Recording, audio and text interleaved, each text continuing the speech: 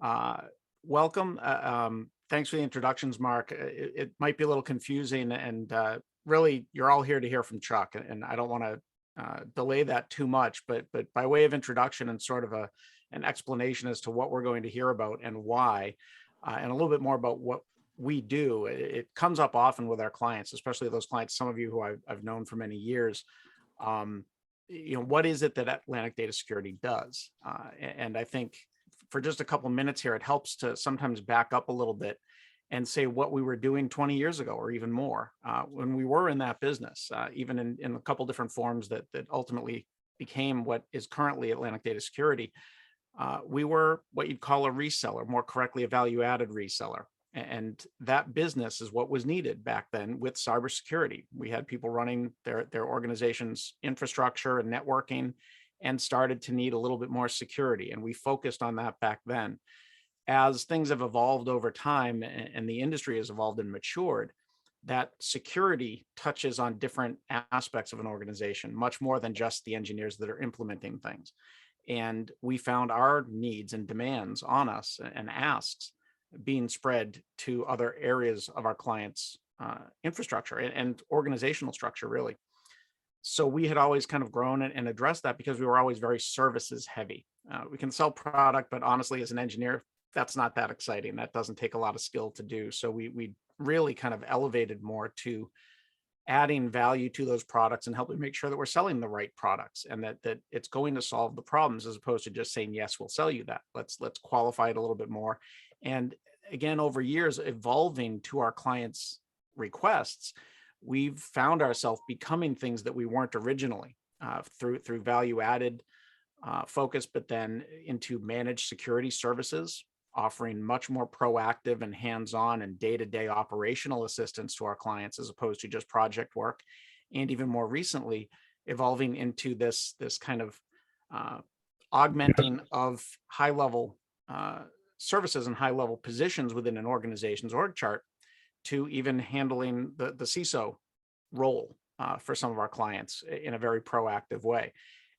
And that's what kind of also gave rise to Michael and I, who Mark introduced as security engineers or sales engineers, really, or architects, because as we had grown and our organization became more complex and had so many more offerings, we help try to make sure that we are delivering and connecting the right services and the right offerings within our organization with our clients' actual needs, and making sure that we're mapping that. So it's become a dedicated role for us now to help make sure we're making those connections. And even internally, sometimes as we've grown, for those of you who've known us for a while, to the size and capabilities we have now, it's been an interesting and sometimes complicated growth. Which brings us to kind of where we're at now. Matt Comstock was introduced as the guy in charge of all of our services.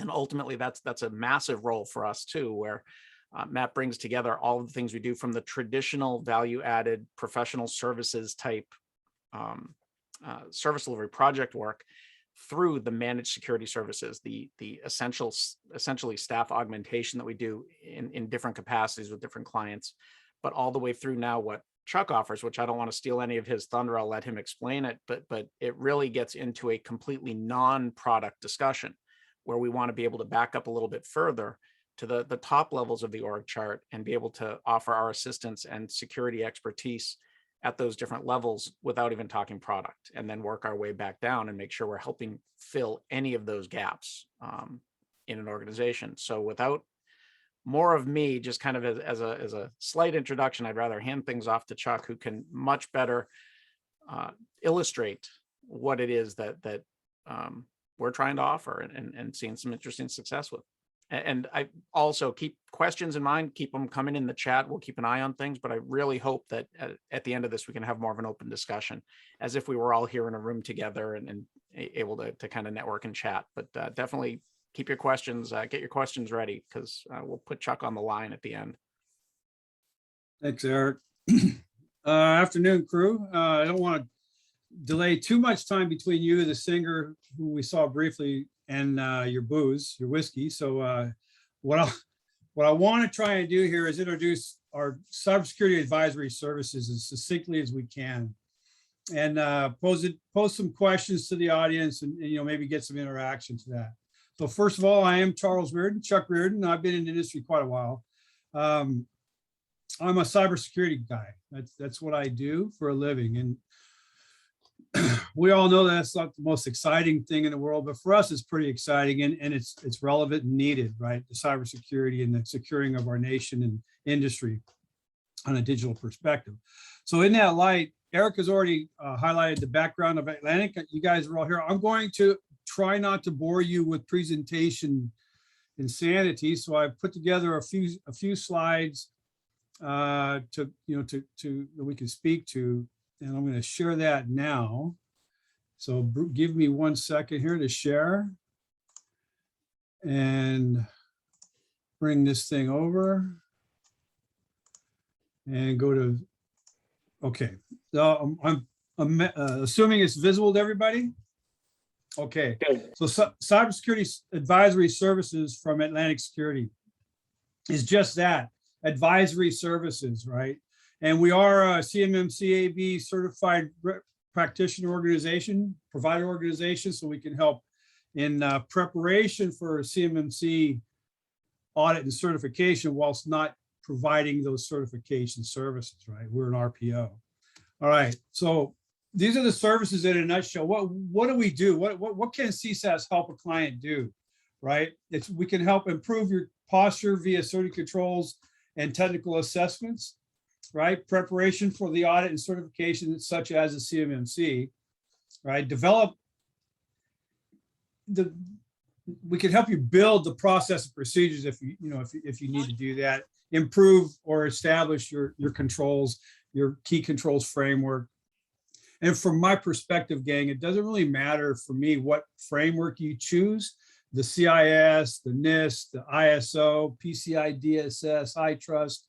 At the end of it all, we have a list of security controls and practices that must be accounted for, right? They got to be demonstrable. They got to be institutionalized. In other words, that you do them regularly and prove that. And we're the kind of people that can help you get there if you're not there already. The CSAS service offerings are broken down into two primary buckets, right? The consulting services, which are traditional project-based assessments, and then virtual CISO, virtual CISO services, which are retainer-based over a much longer time period to provide that gap. Typically, it's a gap between leadership roles to bring it in a CISO for an organization, and you have some work to get done. We can come in and provide that service. And here it is in a nutshell in a single slide. All the services from the Cybersecurity Advisory Services are summary slides. So under consulting services, we identify 4 specific domains of service. 2 are pretty much similar. The CMMC readiness assessment is specific to the CMMC for the DoD and the DIB, the Defense Industrial Base. If you're familiar with that, you're familiar with the acronyms and the requirements. We can help prepare a customer get to where they're prepared for a certification. While not doing the certification, we are certified to get you there, right? It's a lot of work, but the goal here is to actually get the client, get your environment ready with the plan of action and milestones, and fully document that methodology, the process, the procedures, the project planning to get you to where you need to be. There's a lot to that. If anybody's interested in further conversation, we could take that offline to a different convo, but it's a lot more work than it once you start diving into the controls, you'll understand what I'm talking about. Oh, there's echo there. Cybersecurity maturity. Oh, there seems to be an echo. Sorry about that. So the next order is really very similar. It's a security maturity assessment and risk assignment based on you pick the framework, right?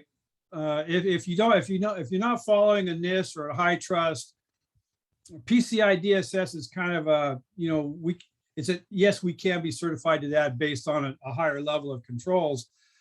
But what I recommend is if you haven't chosen a path, a security controls framework path, we need to do that, right? It really sets us a direction to go as far as best practices. I'm a fan of the Center for Internet Security version 8, the latest and greatest. Some of you have been around as long as I have, you know that that's from the SANS top 20. And it's a good way to go. So basically a maturity assessment against those controls. Same with CMMC. It's really an assessment against the controls and build up what you need to do to become compliant. Also domain specific. Some organizations may have a very sophisticated cyber environment, but you have weaknesses here and there, like for situational awareness or data protection programming or incident response development, red teaming and stuff like that. We could help in those very specific cyber related programs as well. And then we have very focused technical assessments that we combine any of these together, by the way, but they all have a standalone component as well. And that's the health check and the pen testing. And you're all familiar with those. Pen tests, some people just look at them as check the box. We look at them on a much more comprehensive perspective than just checking a box. All right, so then vCISO services, again, the difference between consulting services and vCISO is fundamentally the construct over your time parameters, right? So vCISO services are really to help build your cybersecurity program. If you don't have one in place and you have a leadership gap, we'll come in and we can provide that leadership over a 1 to 3 to 6 month engagement. Really, it's really a retainer-based service. And again, security tools rationalization, RFP development, these kinds of things that leadership role can take on, we will do for you. So those are the services. And then below the highlights, assess, identify, recommend, remediate, and prepare are the elements that are tied with each of the services, right? Included or optional. And again, if any of these, become of interest, we can, the whole idea is to engage with your sales guys and then we'll go have a conversation. So one of the things as an advisor, as a consultant, is why would you even engage bringing in a consultant, right? So what do we actually help you do, right? So in my experience, I was the director of network security and audit at Visa, the credit card company, for quite a while. And one of the biggest challenges was going back to leadership for more money, for more security, right? More and better security. Well, how, so that at some point the leadership asked me, well, why? What's my risk? All right. So that's what we help identify through the logic is identify what are the highest cyber risks to your organization. What we help you, our goal is identify the key, most important and critical business processes, and then the line of sight of all from that process down to the shared infrastructure. And then what are the risks to that environment that could absolutely pose a risk to your business model? Then what's the likelihood of that happening? All right, what is the likelihood of that happening? Then what is the cost if that happens? And now the thing about cost of occurrence is that there's some subjectivity into that. And there's going to be certainly business specific data feeds into that. But then what's the cost of remediation? That's where the whole of Atlantic comes into picture is we could help you justify and get explicit costs for remediation expectations as far as budgetary requirements. If we don't know these answers, if we don't know these questions, we don't have answers for them. My personal perspective from a cybersecurity leader is we need to know these answers. We need to have the answers. And one of the problems we've always had, the idea here is moving cyber from, I don't know about you guys, but in the old days, it was like a need to have, not, we got to take it to cyber, or we look at it as an afterthought. The goal here is we need to become a forethought and become part of it, of every decision. And we need to be seen as an enabler, not as, oh no, not those guys again, right? I don't know about you, but back in the day, every time we introduced firewalls or intrusion prevention or data loss prevention, we stopped people from doing stuff, right? And which was probably a good idea, but it made for a lot of enemies. So the idea here is, how do I become a business enabler? How do I establish with my business that I need to keep them safe, right? The critical and non-critical business processes and the assets. I got to ensure the confidentiality, the integrity and availability, right? Of all the applications, the data, the dedicated and shared infrastructure, as well as the employees logging into that, and any contractors, subcontractors, and third parties. That's our job. At least that's how I see it. So how do I do it? I need to be an enabler, but how do we do that knowing that my business guys, the guys in these other lines of businesses, the LOBs, are going to bring in product and services that probably aren't all that secure, but it's going to make them a lot of money. Okay, so when I know from a cybersecurity perspective, I'm confident that the more functionality that they bring to me, hey, I got this great idea, I want to go do it. They sell it to the COO and the CEO without passing it by us. We know that the more functionality, the less secure, right? There's an inverse proportionality between functionality and security. So we know that as security folks. What should we do? What is our job? Our job as an enabler, knowing that more function means less security, our job isn't to say no necessarily, right? Our job is to help the business owners and the product owners understand their risks across again, that line of sight, right? I want to provide multiple solutions, more than one, to help secure their systems without negatively impacting their system functionality, right? The key here is I want to present that with my TCO, my total cost, right? From training, product licensing, training, infrastructure, et cetera, et cetera. If I do that, then I can offload the decision to the leadership on, do we go forward? This is my job. How do we do that? How does Atlantic help you get there? The crux of this is we need to know what we don't know, right? We need to know the state of the state at that point in time that those decisions need to be made. So the way we do this is a combination of those other services I identified early on in that one screen, the technical assessment and the cybersecurity controls assessment, combining those together, but assigning a risk analysis and assigning risk to each of these findings, right? Why do I do that? Why do we want to do that? Again, it's establishing the critical business processes, how you make money, or what's your number one thing in the world to do for your company, organization, government agency, municipality, whatever it is, water treatment to building widgets. What do you do? What's the most important things that you do? What are the top 4 things, for instance, in your disaster recovery plan? What comes up 1, 2, 3, and 4? Those things, those processes and applications and systems, all going to have applications, data, and infrastructure associated with them. Our goal is to help you identify the vulnerabilities all the way through that line of sight, assign threat to those vulnerabilities, and derive risk from that, right? Based on what's most important to business, with the intent, right? Our goal is to get to the recommendations or the safeguards that are specific, measurable, and practical, right? Specific, measurable, and practical is key here, because that's how we measure how good we are in cyber, right? And then the idea that I like to get rid of is this, oh, we could do this, or we should do, we can do that. This is a good idea. Let's focus on what's most important first and foremost, not try to boil the ocean and solve every security problem. If we can do the analysis and bubble up what's most critical to your business, we're most likely going to get that influx of cash we need to go do our job, right?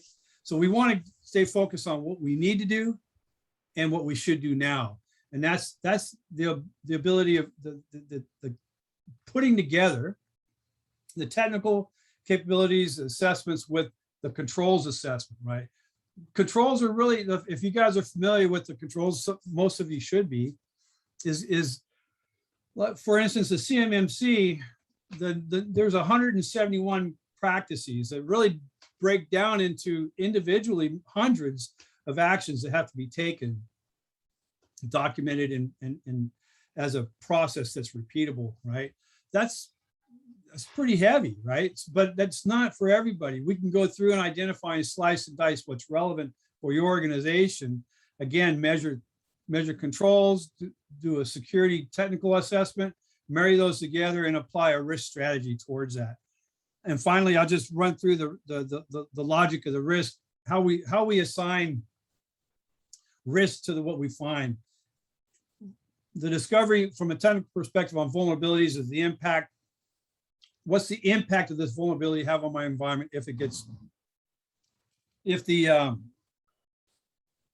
sorry, there's tree trimming going on. What's the impact of the vulnerability? Basically, I have an exposure point. If that threat manifests itself, what's the impact of my organization?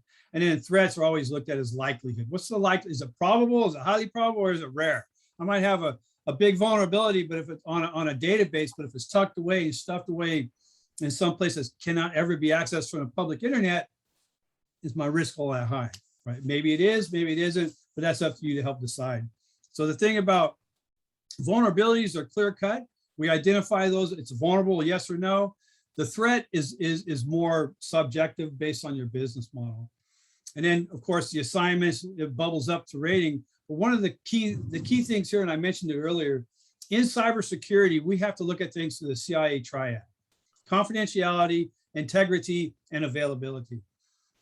We assign threat. Our threat is always going to be looked at through that lens, the CIA lens. This is important, right? This is important for, like, if you're an oil company or utility company, you have, and your focus is in operational technology versus, IT. You want availability, right? You need to be always on. So that drives the mantra as far as where our risks lie and where we're going to spend a bucket of cash to cover that.